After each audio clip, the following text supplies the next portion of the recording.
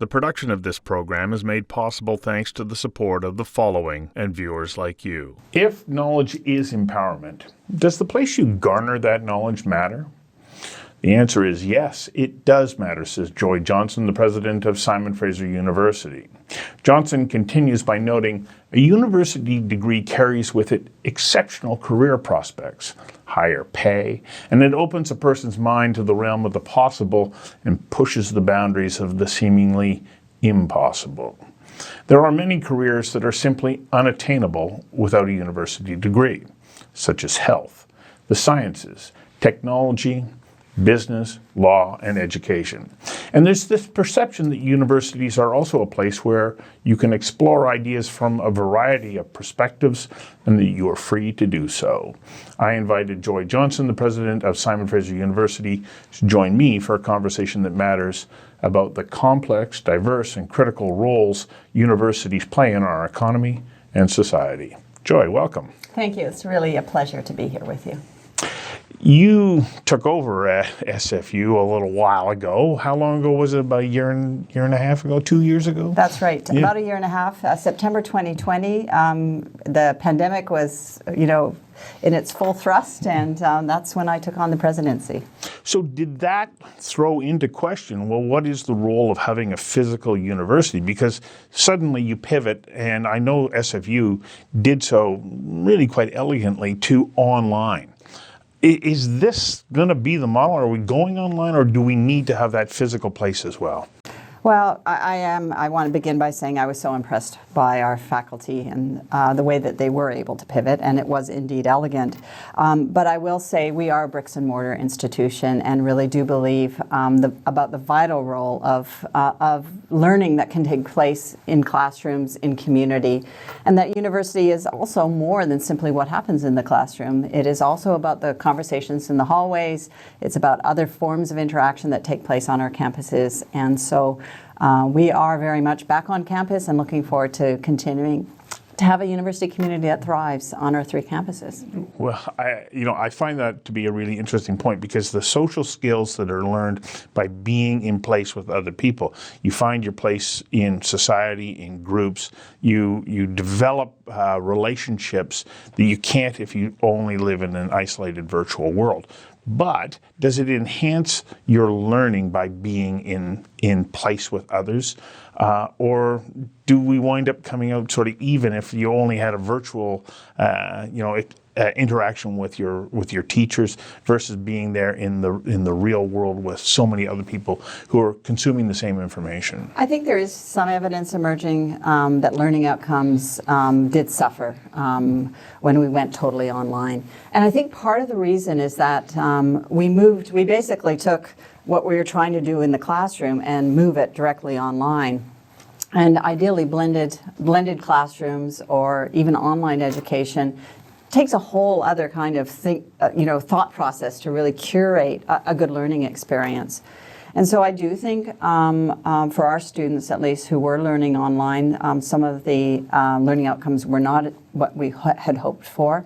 And to your point, I think particularly for young people, they benefit so much by being part of a social network, having that opportunity to connect, and it's not simply possible online. No, it's not. When I'm asking the question, it was as though I don't want to learn only online, because I think that in the environment where there's this dynamic interaction between people, you're challenging each other or you're clarifying. You're saying, I didn't get that. Did you? Did it make sense to you? Could they have meant this or that? And so I think that this is a vital part of like being in place together. Yeah. I mean, I don't know about you, but I was on a number of, many of my meetings were also online, 3-hour Zoom meetings, and it's actually very hard to pay attention, to absorb. And the other thing is, here we are interacting, body language, connectivity. It's really important in terms of full communication. Yeah, you cannot discount that. But let's talk about what is the role of a university in the development of a human being, because it's, yes, you learn specific knowledge-based skills that are going to hopefully set you up to have a productive and fulfilling career. But it also plays a larger role, does it not? Well, absolutely. I mean, I think part of university education is about honing critical thinking skills, and we know that that really is essential. To take material and not just consume it, but to think about it, to unpack arguments, to be able to solve problems. So that certainly is part of it, university education. Gaining content, gaining knowledge, understanding our history, these are all elements that can take place within the university. But I think the other thing, and we've learned this more and more as well, is that, and I mentioned this, that a lot of learning happens outside the classroom, and more universities like Simon Fraser University are also, through co-op programs and other work integrated learning opportunities, also taking our classrooms into the community and allowing students to also learn through these types of experiences and then bringing back that learning into the classroom. So I think that kind of seamless opportunities for our students to gain content, to think about and gain skills in terms of critical thinking, but also to gain real-world experience is really important. So to be able to provide that real-world experience, how connected do you have to be to the different agencies and companies and organizations that are a part of the system in which you are a part of? Yeah, so, my predecessor, Andrew Petter, the vision for SFU he established was to be Canada's engaged university, and that's a vision I totally believe in. And SFU has 3 campuses in the 3 largest municipalities in British Columbia, and we have a number of partners, and those partnerships are so valuable in terms of providing learning opportunities for our students, creating connections for our faculty to work on issues and problems together. So to your point, it is vital. And we have multiple industry partners who seek out our co-op students. And I would say particularly and at this particular time, when it is very difficult to attract highly qualified personnel, we are learning more and more that industry is relying on our co-op students in order to find personnel who they might be able to attract into their companies once these students graduate. So are there particular areas of study where you are most appropriately suited for the economy of British Columbia? Yeah, we're paying a lot of attention to what the gap areas are, and it's interesting. I would say, bottom line, and we know this, it is basically a university degree that's required. Most employers, many of them say, I was talking to someone in the banking industry, we can teach you banking, but we cannot teach you that broad critical thinking, that kind of an understanding of how to access knowledge, problem solve, etc. So give me a solid university degree, we'll hire someone, and we can add on that additional knowledge. So that's key. But there are certain areas where we are seeing incredible demand, and we see that because our students are really wanting to be enrolled in these programs as well. And these are a lot of the computational science areas, computing science, statistics, etc., where we are realizing that in the digital economy that these types of skills are really valuable and highly sought after. I got to get you to hang on for a second while we take a quick commercial break. We'll be right back. The production of this program is made possible thanks to the support of the following and viewers like you. So if we take a look at what's happening here in British Columbia, and I'm a kind of a big fan of what is starting to unfold and emerge here, is we see tremendous advances in life sciences and biomedical engineering. And it looks to me like the Department of Science and Applied Sciences at SFU is really paying attention to this and saying, yes, we're going to help to develop and contribute to this growing center of activity that is having an impact that goes way beyond our borders. Yeah, absolutely. And I think about companies like Stem Cell Technology sitting, at the bottom of the mountain, the Burnaby Mountain, with Alan Eves doing incredible work, growing an incredible company. But on 2 points there, again, they are really looking for our graduates because they are growing and are going to need these employees. But I think also there's an increasing recognition in a number of areas in the biomedical sciences that we can partner together to solve problems. We have incredible capacity for research and development through our facilities, but also the expertise of our faculty. And the more that we can kind of break down those barriers and find ways to work together, the more I think we can advance British Columbia and, this really important sector.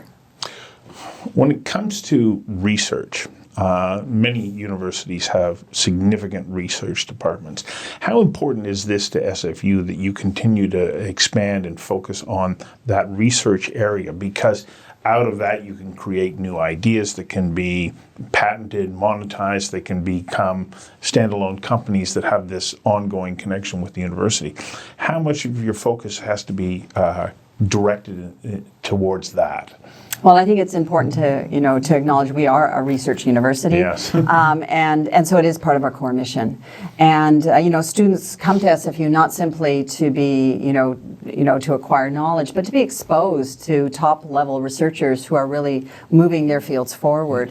And it is essential to SFU. And I'm really proud of our track record. We have one of the fastest growing research incomes of any university in Canada. A lot of that is through partnerships with industry. And our research actually spans from the humanities into, cells and society as well. And I do see, I think what's most critically important is that this research is having impact and making a difference. And that's a critical role for universities, is to provide you really that knowledge engine, to be producing new insights, new knowledge, patents, new intellectual property that can be spun out into companies that can actually contribute to existing industry. And also through that kind of engine of work, expose students to great ideas. So I think one of the things that I kind of struggle with as far as creating the financial resources that a Canadian university can pull together is that we don't have the same model that they have in the United States, where you can go to a donor and they'll give you $1 billion. And this has happened more than once in the United States. That isn't really the model here. We have government funding, and then, of course, you can only sell so many seats. I mean, it sounds like too commercial, but that's what it is. You only have so many seats that the government's going to fund. Yep. Well, that's not going to give you enough money. So how else does the university go about being able to make sure that it is a viable economic entity? Well, that is the basically the $100 million question, and I would say it's really a timely question, because currently the post-secondary sector is undergoing a funding review to really look at at the quote formula that has been used to fund post-secondary education in this province. And to your point, we do have a very different culture of philanthropy in British Columbia. That being said, we have amazing donors who really have stepped up in incredible ways. But we are public institutions, and I really think that's important, because our mission really is to serve the public, provide opportunities to try and break down barriers so access to education, post-secondary education, is available. But that being said, revenue is an issue for us right now, and and our main revenue stream increasingly is tuition, and in part increasingly tuition that comes from international students. And so we need to figure out where to from here. Neither of these things can grow exponentially, and we are having conversations with the government, and we need to figure out how to get it right. This is our second break. We'll be back in a moment. The production of this program is made possible thanks to the support of the following and viewers like you. Well, I know that the education system in Canada, I'm going to go back to Alan East for just a moment. He told me recently, he said, we have an excellent education system. Yeah. We produce tremendous scientists. And so for him, he's saying, I want to give them an opportunity to stay here and work here, which is great. And that all enhances our reputation as education jurisdiction, which is very, very attractive. I know in Asia and not that I can call China an emerging economy any longer, but China and Asia and so on, they look to Canada and go, this is a place that I want to send my children. This is a valued education. Are we not equally attractive to Americans? And can we focus on getting more of them here? Yeah, no, I think we are attractive, and in part, we actually are quite an economic deal for students wanting to come and obtain an excellent degree. And I think that for Simon Fraser University, one thing I recognize is that we do provide an excellent education. We're really, I think, an unsung, unrecognized quantity in post-secondary education in the States in particular, and we have opportunities there. And I think we need to continue to think about and exploit those opportunities, and look for ways to continue to diversify our international students, and the U.S. market is part of that. So I think about all of this. You develop scientific research. There can be spin-off companies which can create money. Yes, you bring in foreign tuition. Yeah. Can we not somehow build into the equation, though, that universities are an economic engine unto themselves in the sense that they are, creating economic activity that grows out as a result? Is that part of the equation? I think absolutely it is, and I think that's something that's forgotten, and it became very clear during the pandemic, to me at least.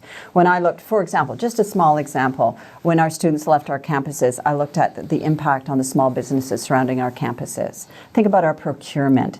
We have 35,000 students at Simon Fraser University, thousands of faculty and staff. We really are a small city unto ourselves, and that's just one of the post-secondary institutions in this province. So think about the economic impact in terms of the number of people we employ, in terms of the amount of services we provide as well. And, I think we need to recognize the heft, I guess, in terms of the impact on the economy. So use that little clip right there when you're talking to government about how they're going to, re-examine their funding. Because I think that it's easy to forget that. You look at it only as, well, that's a bunch of money that's going out, but forgetting that it's circulating back into the economy. Yeah, it's such a good point. I think the other piece, and I look at the province's ambitions right now, and if you think about, the small city we run, we're also, really taking our climate obligations very seriously as well. If every university decreased their greenhouse gas emissions, just think again about the impact on this province. So I just think that kind of cross-sectoral thinking, not only about what we deliver in terms of our core business, but these other consequences, they're just so important for us to be thinking about. You wrote an op-ed recently talking about the talent gap that is coming and how important it is that universities are going to be able to play a role in filling that. Does that then start to change the focus of where you're going to say, look, we need to get more people into computing sciences or into applied sciences or, healthcare and so on? And diminish the role of liberal arts education? Is that balance always in flux because of the needs? Yeah, so I do believe that students' enrollment or their demand is a great market signal about where jobs are going. Absolutely. But on the other hand, I do think that a university needs to continue to have a robust offering of social science and humanities offerings. And we do see a number of our students wanting to continue to have a strong foundation in those areas and recognize really the value of that foundation. That being said, as an example, the province right now is looking at the expansion of what they refer to as tech seats, and in part recognizing the need for producing more graduates who will be able to fill roles in the technology sector. And so we're, aligning with the province, but we will continue as we try to expand seats in these areas. But we also are very cognizant of the need to be a comprehensive university. That's what a university is. It is a space for a variety of different perspectives and ideas. And it is my great hope that someone who comes and studies physics will also be exposed to other great ideas within the university context. Third and final break. We'll be right back. The production of this program is made possible thanks to the support of the following and viewers like you. Not to diminish the role of places like BCIT, No, not at all. They give a training-based experience or education, saying this is how you become, fulfill this role or that. But it doesn't have, and I'm not trying to be diminish that role. I graduated from BCIT. In their journalism program, it's done me well. But I can't help but think that, my development as a person might have been different if I had a university degree. One, because I think it increases a level of confidence, but probably would have opened me up to a wider range of perspectives and views earlier in my life. Yeah, it's interesting. I mean, I reflect back on a recent convocation address from our Chancellor, Tamara Vrooman, the current CEO of YVR, yes. And, she was talking about having a degree in history. as her first degree. Yeah. And what that did for her in terms of that foundation of understanding, providing an understanding of where we've come from as a province, as a society, and how that helps her in her role as a CEO, first at Van City, well, first in government, then in Van City, and now at YVR. And I think it's a really important reflection on how we draw on that education as we move into different roles and build on it. And I think there are different ways to do that. I think there are advantages to coming to university and obtaining a degree. There are advantages for our degree students to going to institutions like BCIT to gain additional skills, and that's why we need a system. And that's why I'm particularly proud. We have a great system in Canada, but in BC in particular, I think we really have a gem here, and we need to continue to protect it. So an issue that I think is vitally important as we continue to come together as a country is our role with the First Peoples or Indigenous peoples of Canada. What role can Simon Fraser University play in helping us to, as Chief Dr. Robert Joseph put it, every act of reconciliation is an act of courage. Mm-hmm. And so we have to learn to come together in a way that is going to be beneficial for all and help everybody realize their full potential. What role can SFU play in that very important, element of our country as we move forward? Absolutely. When I became president, I did articulate that a focus on reconciliation was a priority, and at SFU, this has been a priority. We developed a report from the Aboriginal Reconciliation Council with a number of calls to action.